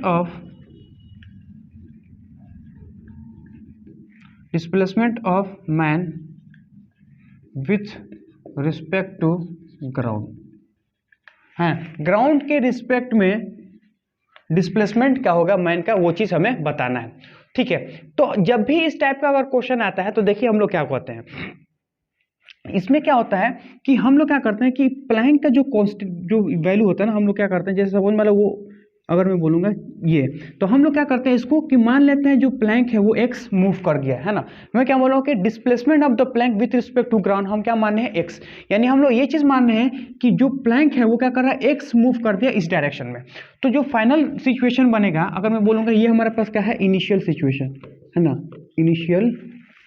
इनिशियल पोजिशन, अगर मैं बोलूँ, है ना, इनिशियल पोजीशन है। तो जो फाइनल पोजीशन हमारा बनने वाला है उस चीज़ को देखिएगा आप लोग, क्या है फाइनल पोजीशन हमारा, जो फाइनल पोजीशन बनेगा कि आदमी जो है ये तो थोड़ा सा और आगे निकल जाएगा, क्योंकि एक्स डिस्प्लेस किया तो ये हमारा क्या हो जाएगा, आगे निकल गया। तो आदमी यहाँ से उठ के इस कॉर्नर पे आ जाएगा, तो आदमी उठा और इस कॉर्नर पे आ गया, यानी ए से उठ के वो कहाँ आ गया, बी पे। तो हमें पता है कि ये कितना चला है, ये एक्स चला है। तो अब मैं बोलूंगा कि सपोज मान लो यहाँ पे कोई, अगर मैं बोलूँ कि यहाँ पे कोई बैठा हुआ आदमी है ना, ये यहाँ पे बोलेंगे कोई ऑब्जर्वर है ना, और कोई क्या है, कोई ऑब्जर्वर है, तो इस ऑब्जर्वर को इसका डिस्प्लेसमेंट कितना होगा, यानी अगर मैं बोलूँ कि प्लैंक पे अगर मैं बैठ जाऊँ और प्लैंक के रिस्पेक्ट में ए को देखूं तो उसका डिस्प्लेसमेंट कितना होगा, तो जाहिर सी बात है उसका डिस्प्लेसमेंट कितना होगा, एल होगा, है ना, क्योंकि आप इस पॉइंट पे बैठोगे ना तो आप इस पॉइंट के रिस्पेक्ट में तो रुके हो, और ये जो है ए वाला आदमी यहाँ से चला, यहाँ चला, यहाँ चला, यहाँ पहुंचा, यानी कहने का मतलब है कि अगर मैं वहां पे बैठूं तो मैं वहां पे बैठा हूं, भले प्लैंक हमारा पीछे की तरफ जा रहा है, लेकिन हमारे और इसके बीच का पहले डिस्टेंस कितना था, एल, और ए जो है वो धीरे धीरे धीरे धीरे धीरे धीरे कहाँ आ रहा है, इस एंड पे आ रहा। इसका मतलब यह है कि प्लैंक के रिस्पेक्ट में मैन का जो डिस्प्लेसमेंट है वो कितना होता हुआ, वो एल होगा, है ना, यानी ऐसे समझ ले जैसे मान लो ये चीज है, ये प्लैंक है ना, प्लैंक आगे की तरफ घिसिक रहा है, लेकिन अगर मैं बोलूं कि मैन जो है वो यहाँ पे है ना, यहाँ पे, और आप यहाँ पे हो, तो अगर मैं बोलूंगा तो मैन यहाँ चला, फिर यहाँ चला, फिर यहाँ चला, फिर यहाँ चला, फिर यहाँ चला, फिर यहाँ चला, फिर यहाँ चला, यानी कहने का मतलब कि इस पोजीशन से चल के इस पोजीशन पे आया है। तो प्लैंक के रिस्पेक्ट में ये तो यहीं पे है, ये चल के यहाँ आया है, तो इसके रिस्पेक्ट में अगर हम लोग देखेंगे तो वो कितना चला है, वो तो एल डिस्टेंस चला है।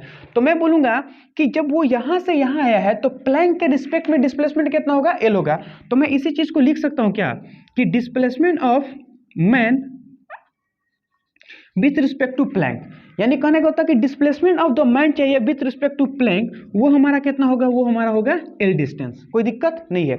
लेकिन हमें एक चीज पता है ये कि डिस्प्लेसमेंट ऑफ द मैन अगर हम लोग लिखना चाहें तो हम लोग कैसे लिखेंगे, तो देखिए कैसे लिखते, एल मैं बोलूंगा डिस्प्लेसमेंट ऑफ द मैन, है ना, माइनस में displacement of the man with respect to क्या हो, ग्राउंड, फिर इसको लिखेंगे माइनस में displacement of the man with respect to displacement of the plank with respect to क्या होगा, ग्राउंड, वो हमारा कितना हो जाएगा, वो हमारा जो आया है वो एल हो जाएगा। अब हमें ये चीज पूछ दे कोई कि डिस्प्लेसमेंट ऑफ द मैन कितना है ना, विथ रिस्पेक्ट टू ग्राउंड, क्योंकि displacement of the plank with respect to ground तो हम क्या माने, एक्स, क्योंकि ये एक्स हमारा क्या है, एक्स जो है मेरा displacement of the plank with respect to ground, हम लोग ने ये चीज क्या है, कंसीडर किया है इसको, है ना। लेकिन अगर आपसे ये चीज पूछ दे कि मैन का डिस्प्लेसमेंट ग्राउंड के रिस्पेक्ट में कितना है, तो हम लोग कैसे निकालेंगे, तो उसका सिंपल सा मतलब यही होता है कि मैन का displacement with respect to ground वो कितना हो जाएगा, वो इधर चला जाएगा, ये इधर जाएगा, तो ये वाला टर्म क्या होगा, पॉजिटिव, तो r p m with respect to ground into l, इसका मतलब ये है, इसको हम लोग क्या माने, एक्स, तो एक्स हमारा क्या होता है, displacement of the plank with respect to ground, है ना, displacement of the plank with respect to ground minus में डिस्प्लेसमेंट ऑफ द क्या हो जाए, मैन, ये जो है ये क्या है, ये एल किसके रिस्पेक्ट में चलता है, तो ए प्लैंक के रिस्पेक्ट में चलता है, लेकिन ये हम लोग कहाँ माने हैं, ये हम लोग ग्राउंड के रिस्पेक्ट माने हैं। तो हमारा जो फॉर्मूला आता है उस चीज को देखिए क्या आता है, उस चीज को हम लोग लिखना चाह रहे हैं कि हम लोग के जो फॉर्मूला आता है वो आता है कि displacement of the man with respect to जो ग्राउंड आता है, जो भी डिस्प्लेसमेंट यानी जो भी डिस्प्लेसमेंट प्लैंक चलता है विथ रिस्पेक्ट टू ग्राउंड में से, उसमें हम लोग क्या करते हैं, यहां से देखेंगे तो क्या होगा, ये इधर आएगा, तो ये वो तो होगा प्लस हो जाएगा, सॉरी ये हमारा क्या होगा, प्लस होगा, क्योंकि इस एंड से इस एंड जाता है तो इस डायरेक्शन में क्या माने है, प्लस माने, तो ये भी हमारा क्या होगा, प्लस हो जाएगा, है ना। तो यहाँ पे देखेंगे x प्लस में l, यानी यहाँ से ये चीज देखिएगा कि जब भी अगर प्लैंक के ऊपर हम बैठे हैं, अगर प्लैंक के ऊपर हम बैठे हैं तो प्लैंक अगर इधर जा रहा है हम उसके ऊपर बढ़ेंगे, तो प्लैंक के साथ अगर हम लोग चलते हैं तो जो प्लैंक का डिस्प्लेसमेंट होता है वो तो होता ही होता है, उसके साथ हम लोग आगे के तरफ बढ़ते जाते हैं, इसलिए हमारा क्या होता है, इसका ऐड होता है। इसको ऐसे समझिए कि अगर सपोज मान लो ये हमारे पास ट्रेन का डिब्बा है, तो ट्रेन के डिब्बा में अगर हम लोग बैठे हैं तो ट्रेन का हर एक पार्ट जितने स्पीड से ट्रेन चलता है उतने स्पीड से वो भी चलता है, और उसमें जो बैठे वाला पैसेंजर है वो भी उतने ही स्पीड से चलता है। लेकिन आपसे अगर सिंपल सा पूछे, ये पूछा जाए कि ट्रेन के ऊपर कोई आदमी एक सीट से उठ के दूसरे सीट जाता है, तो जो ट्रेन का जो डिस्प्लेसमेंट होता है ग्राउंड के रिस्पेक्ट में वो तो होगा ही होगा, चाहे वो बैठो या चाहे चलो। लेकिन अगर आप एक पॉइंट से उठ के दूसरे पॉइंट में चलते हो तो आपने एक एडिशन क्या कर दिया, उसमें डिस्प्लेसमेंट कर दिया। ये जो चीज़ है वो एकदम सेम है कि जो ट्रेन का डिस्प्लेसमेंट है वो तो कितना है, displacement of the plank with respect to ground, ये तो हाई है। अगर आप उसके रिस्पेक्ट में आगे की तरफ चल रहे हो तो क्या हो गया, ऐड हो जाएगा, लेकिन आप पीछे की तरफ चलोगे तो क्या होगा, सबट्रैक्ट हो जाएगा, है ना। तो जब भी याद रखना कि किसी भी प्लेटफॉर्म के ऊपर आप बैठ के और उस प्लेटफॉर्म के डायरेक्शन में जाते हो तो जो प्लेटफॉर्म का डिस्प्लेसमेंट होता है उसके साथ उसके रिलेटिव डिस्प्लेसमेंट जो उसके ऊपर बैठ के आप लोग ने देखे हैं वो क्या होता है, दोनों ऐड हो जाता है। तो ये क्या हो गया, केस 1। अब हम लोग क्या करते हैं कि केस 2 लेते हैं, है ना। केस 2 में क्या है उस चीज को देखिए कि केस 2 में इसका जस्ट अपोजिट होगा, है ना। क्या अपोजिट है कि अब मैं बोलूंगा कि सपोज मान लेते हैं ये हमारे पास क्या है, एक प्रकार से ऐसे कोई प्लैंक है ना, ये कुछ इस टाइप का है ना, ये हमारा ऐसा प्लैंक है। तो मैं बोलूंगा कि ये हमारा कितना है, एम हमारा क्या है, प्लैंक है। अब आदमी जो है वो मैं बोलूंगा अब इस एंड पे बैठा है ना। अब हमारा क्या है, ये हमारा ए है और ये हमारा क्या है, बी है। आदमी जो है वो कहाँ जा रहा है, ए से बी के तरफ, है ना। तो अब आदमी ए से बी के तरफ जा रहा, तो फिर जब भी आदमी क्या होता है, ए से बी के तरफ जाएगा, तो हम लोग क्या मान रहे हैं उस चीज को समझने की कोशिश कीजिए कि जब वो ए से बी के तरफ जाएगा तो कितना डिस्प्लेसमेंट होगा। तो हम लोग बेसिक क्या मानते हैं उस चीज को देखिए कि सबसे पहले हम मान लेते हैं कि जो प्लैंक जो होता है वो एक्स डिस्प्लेसमेंट करता है, यानी हम मानेंगे कि ग्राउंड के रिस्पेक्ट में उसने एक्स इधर की तरफ चला, है ना। अब किस तरह चलता है वो बाद में की बात है, हम मानेंगे वो इधर चला। तो अगर वो इधर चलता है तो ये क्या है, इनिशियल सिचुएशन है। तो फाइनल सिचुएशन अगर हम लोग बनाना चाहें तो क्या है, उस चीज को देखिए कि नहीं ये आगे बढ़ गया, तो ये कुछ इस तरह का सिचुएशन आएगा कि आदमी जो बी से उठ के कहाँ चला जाएगा, ए, बी से उठ के हमारा कहाँ चला गया, ए पे चला गया। तो ये हमारा क्या है, ए, और ये हमारा क्या है, बी। तो ये हमारा क्या है, फाइनल पोजीशन। ये हमारा क्या हो गया, फाइनल पोजीशन। तो ये हमारा ए, ये हमारा बी, तो हमारा क्या हो गया, फाइनल पोजीशन है। अब यहाँ पे ये चीज देखिएगा क्या है कि अगर हम लोग लिखना चाहें तो अब मैं बोलूंगा कि प्लैंक के ऊपर अगर कोई बैठा हो, है ना, मान लेते हैं कि प्लैंक के ऊपर यहाँ पे कोई आदमी बैठा था यहाँ पे, तो जब आदमी उसके तरफ आएगा, मान लो यहाँ पे हम बैठे हैं, ये प्लैंक है, यहाँ पे हम बैठे हैं, तो आदमी जब वो यहाँ से उठ के यहाँ आएगा तो उसे क्या लगेगा कि इस पॉइंट से उठ के उस पॉइंट पे आ गया, है ना। यानी प्लैंक तो ऐसे ही जा रहा था, उसके आदमी उसके अपोजिट डायरेक्शन में मूव कर दिया, यानी ये तो ऐसे जा रहा, ऐसे समझो ये इधर जाया, आदमी एक इसके इधर आया, तो इसके रिस्पेक्ट में मैंने प्लैंक के रिस्पेक्ट में वो कितना चलता है, एल डिस्टेंस चलता है, लेकिन निगेटिव डायरेक्शन में चलता है। क्यों, क्योंकि हम ये चीज बोल रहे हैं कि इस डायरेक्शन को अगर हम लोग पॉजिटिव मान लेते हैं तो उसके अपोजिट डायरेक्शन में क्या मानते हैं, निगेटिव। यानी इस डायरेक्शन को अगर हम पॉजिटिव माने हैं तो उसके अपोजिट डायरेक्शन को निगेटिव माने हैं। तो आपसे सिंपल सा अगर पूछ दिया जाए कि position of man with respect to plank वो कितना होगा, तो वो आपके लिए होगा माइनस में एल, क्योंकि यहाँ वाला बैठा हुआ आदमी ये देखेगा कि जब वो यहाँ से यहाँ आएगा कि ये इस एंड से उठ के इस एंड आ गया, यानी आपका जो डिस्प्लेसमेंट है वो क्या है, निगेटिव डायरेक्शन में है, इसलिए मैंने यहाँ पे क्या लिखा है, माइनस लिखा है। अच्छा, अब हम इस चीज़ को क्या करते हैं, एक्सप्लोर कर सकते हैं, यानी आगे की तरफ बोल सकते हैं। तो displacement of man with respect to ground minus में displacement of the plank with respect to ground वो कितना होता है, माइनस में एल। ये चीज अपने पास हो गया।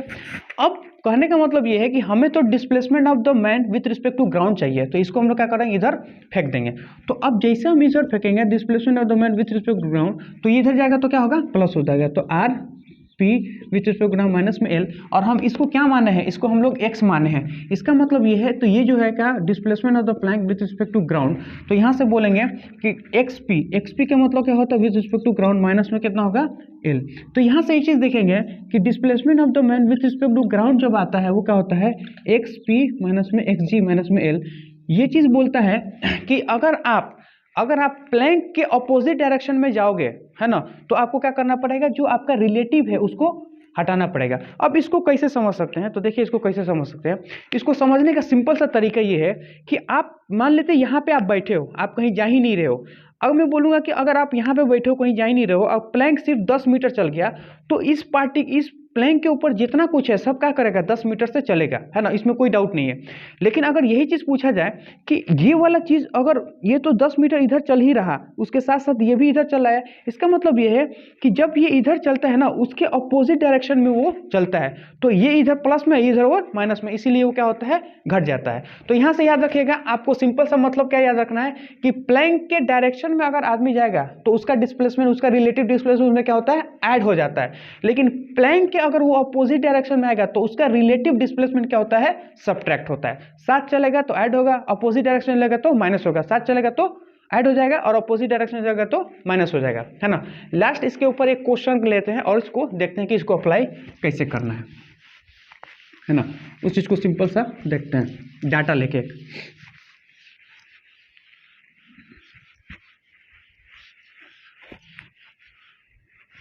अब देखिए डाटा क्या है हमारे पास। अगर क्वेश्चन को दिया जाए तो मान लेते हैं ये हमारे पास क्या है, एक कोई हमारा प्लैंक है लाइक दैट, है ना, और प्लैंक का जो लेंथ है वो मान लेते हैं एल है, और ये कितना है 20 kg का प्लैंक है ना, 20 kg का प्लैंक है। और यहाँ पे जो आदमी है वो हम मान लेते हैं कितना 60 kg का है ना, ये आदमी कितना है 60 kg का।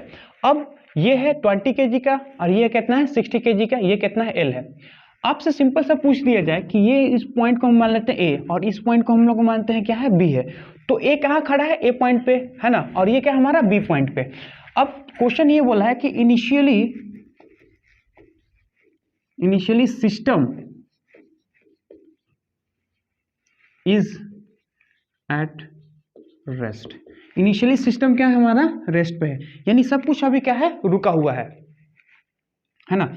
इफ उसके बाद से बोलता है कि if man move A to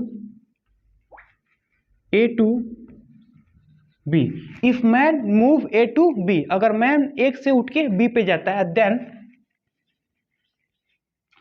find the displacement of man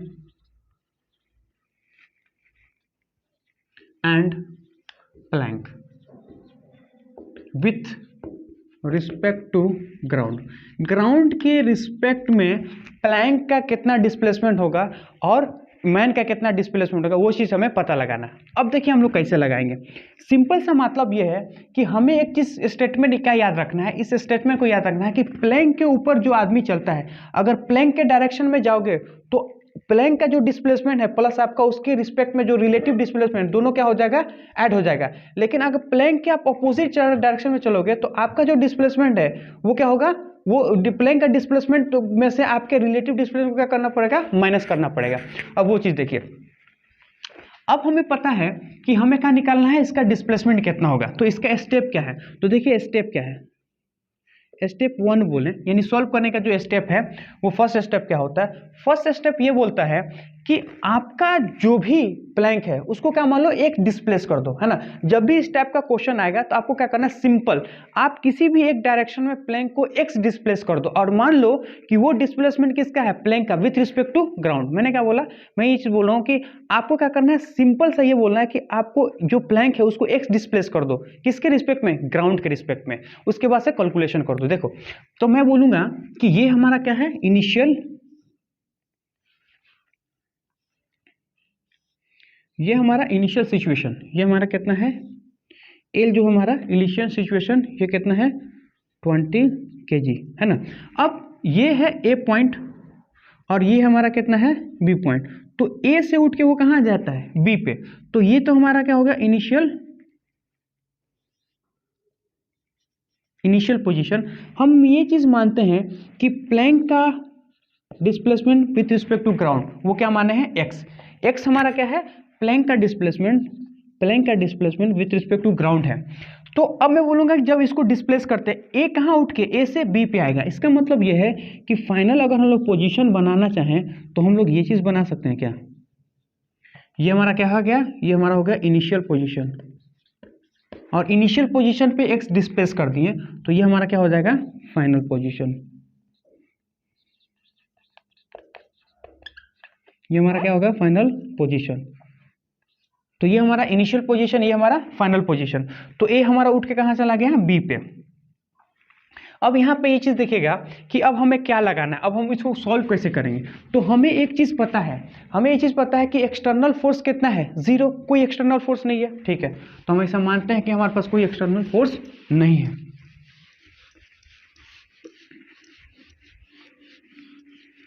तो यहाँ पे चीज देखिए, हम ये बोल रहे हैं कि एफ एक्सटर्नल क्या है 0, है ना। एफ एक्सटर्नल 0 है, इसका मतलब क्या है ए सी एम भी क्या होगा 0। अगर एक्सेलरेशन 0 है तो मैं बोलूंगा वेलोसिटी भी क्या होगा 0, क्योंकि इनिशियल रुका हुआ था। इसका मतलब है कि सेंटर ऑफ मास का डिस्प्लेसमेंट भी क्या होगा 0, यानी कि अगर एक्सटर्नल फोर्स नहीं है तो एक्सेलरेशन नहीं है, एक्सेलरेशन नहीं है मतलब वेलोसिटी नहीं है, वेलोसिटी नहीं मतलब सेंटर ऑफ मास का पोजीशन नहीं है। अब ये चीज तो हमें एक बात पता चल गया। अब हम लोग क्या करेंगे, तो कुछ नहीं करना है, आपको फॉर्मूला अप्लाई करना है। तो मैं बोलूंगा displacement of centre of mass which is equal to क्या होगा m1 r1 प्लस में m2 r2 divided by m1 plus में m2। अब मैं बोलूँगा इसको मान लेते हैं क्या, इसको हम लोग ये चीज़ मान लेते हैं, इसको बोलते हैं m1 और इसको बोल देते हैं कितना m2, है ना, ऐसे बोल लेते हैं, है ना, m1 और m2, इसको मान लिए m1, इसको मान लिए m2। अब यहाँ पे ये चीज़ देखिए कि m1 हमारा कितना है 60 kg, है ना, 60 kg। अब R1 हमारा क्या है, R1 हमारा डिस्प्लेसमेंट है, R1 हमारा क्या है डिस्प्लेसमेंट। तो ये कितना चलता है, तो इसको हम लोग क्या करना है ग्राउंड के रिस्पेक्ट में। तो हमें पता है कि जब भी कोई प्लैंक के ऊपर कोई आदमी प्लैंक के साथ चलता है तो वो जितना इस प्लैंक के रिस्पेक्ट में चलता है वो प्लस प्लैंक दोनों को क्या करना पड़ता है, ऐड करना पड़ता है। इसका मतलब है कि ये कितना चलता है, ये चलता है, ये प्लैंक कितना चलता है x, और प्लैंक के ऊपर वो कितना चलता है l, है ना, यानी प्लैंक का डिस्प्लेसमेंट प्लस उसका रिलेटिव डिस्प्लेसमेंट दोनों को क्या करना पड़ेगा, ऐड करना पड़ेगा। ये हम आपको बताए थे। फिर उसके बाद से क्या होगा प्लस में, अब m2 हमारा कितना है, m2 हमारा है 20, है ना, और इसका डिस्प्लेसमेंट कितना है माने हैं, वो हम लोग माने x डिवाइडेड बाई कितना होगा 60 प्लस में 20। तो अब यहाँ से देखिए RCM का मतलब क्या हो गया, RCM का मतलब अगर बोले तो ये हमारा कितना 60x प्लस में कितना हो गया 60l, है ना, फिर प्लस में कितना हो गया 20x डिवाइडेड बाई ये कितना हो गया 80। अब यहाँ से देखिए 0 0 0 0 कट गया, तो हमारे पास कितना होगा 6 और 2 कितना होगा 8, है ना, 8x प्लस में कितना होगा 6l डिवाइडेड बाई 8, है ना। अब ये चीज़ देखिए, इसको हम लोग क्या करते हैं यहाँ से काट सकते हैं, तो ये कितना हो गया 4x डिवाइडेड बाई कितना हो गया 3l डिवाइडेड बाई कितना हो गया 4। तो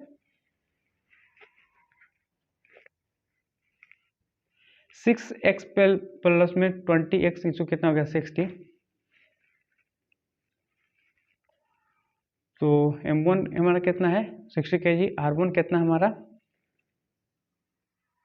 हाँ ठीक है, तो ये चीज़ अपने पास हो गया। अब यहाँ पे ये चीज़ देखिएगा, हमें पता है कि सेंटर ऑफ मास जो होगा, यानी सेंटर ऑफ मास का जो फॉर्मूला है हमारा 4x प्लस में कितना होगा 3l बाई 4, ये हमारे पास कितना होगा 0, क्योंकि यहाँ पे क्या एक्सटर्नल फोर्स 0, ये 0 ये 0 सब 0 है, तो ये कितना होगा 0। इसका मतलब ये है कि 4x प्लस में क्या होगा 3l, ये कितना होगा 0। इसका मतलब यहाँ लिखेंगे 4x माइनस में कितना होगा 3l, यानी x इज इक्वल टू बोलेंगे तो माइनस में कितना होगा 3l बाई 4। अब ये चीज़ माइनस हमें क्या रिप्रेजेंट करता है, माइनस हमें रिप्रेजेंट करता है कि जो आपने डायरेक्शन माना है ये क्या है गलत माना है, यानी अगर आपने इधर माना है x डिस्टेंस चल रहा है तो वो उसके अपोजिट डायरेक्शन में कर रहा है। तो हम इसको लिखेंगे it shows displacement of, it shows you कंसाइड wrong direction, है ना, it shows we consider wrong direction, है ना। wrong direction करने का मतलब ये हो गया कि जो आपने माना है उसके ये अपोजिट डायरेक्शन में है। अब ये चीज़ हमारा हो गया ग्राउंड के रिस्पेक्ट में, लेकिन अगर से पूछा जाए कि displacement of man with respect to ground वो क्या होगा, displacement of the man with respect to ground क्या होगा, उस चीज़ को देखिए। तो उसमें हम लोग ये चीज़ बोल सकते हैं क्या, हमको पता है कि अगर दोनों सेम डायरेक्शन में चलता है तो क्या होगा x प्लस में l, है ना। तो अब यहाँ पे देखिए x जो हमारा वो क्या है निगेटिव है, तो विथ साइन रखेंगे, क्योंकि हमने क्या माना है, हमने ये चीज़ माना है कि प्लैंक इधर चल रहा और आदमी भी इधर चल रहा, लेकिन एक्चुअली में प्लैंक पीछे चल रहा आदमी आगे चल रहा, तो इसको माइनस करना पड़ेगा, तो इसलिए है माइनस। आज ना समझ में आए तो आप तो x मान लो, अगर प्लस आएगा तो प्लस रख दो, माइनस आएगा तो माइनस रख दो, सिंपल सब कुछ हो जाएगा। उसके बाद से क्या मानेंगे l, अब यहाँ से करेंगे तो हमारे पास कितना हो गया 4, तो ये कितना होगा 3l, ये हमारे पास कितना हो जाएगा 4l, तो 3l में से 4l चला जाएगा तो कितना हो जाएगा l बाई 4, है ना, l बाई 4 होना भी चाहिए। अब देखो इन दोनों को ऐड कर दो आप तो कितना l आ जाएगा, यानी कहने का मतलब ये है कि जो आदमी है वो l बाई 4 चलता है पर प्लैंक कितना चलता है 3 बाई 4l चल जाता है। तो इस टाइप का अगर क्वेश्चन आएगा तो आप लोगों को कैसे करना है ये चीज़ें, इसके ऊपर इसी चीज़ पे हम लोग क्या करेंगे नेक्स्ट पे क्वेश्चन लेंगे और फिर उसका प्रैक्टिस करेंगे, क्योंकि ये जो टॉपिक है आपको जेईई मेंस में बार बार आपको देखने को मिल जाएगा, है ना, मैंने हर 1-2 साल गैप करने के बाद से एक बार आपको डाल ही देता है, या तो किसी क्वेश्चन के साथ डाल देगा या तो डायरेक्ट डाल देगा, तो इसका प्रैक्टिस आपको ज़रूरी है। तो आज के लेक्चर को करते हैं समाप्त। अगर आपको मेरा कंटेंट अच्छा लग रहा है तो मेरे चैनल को करें लाइक करें, सब्सक्राइब करें और शेयर करें। जय हिंद, जय भारत।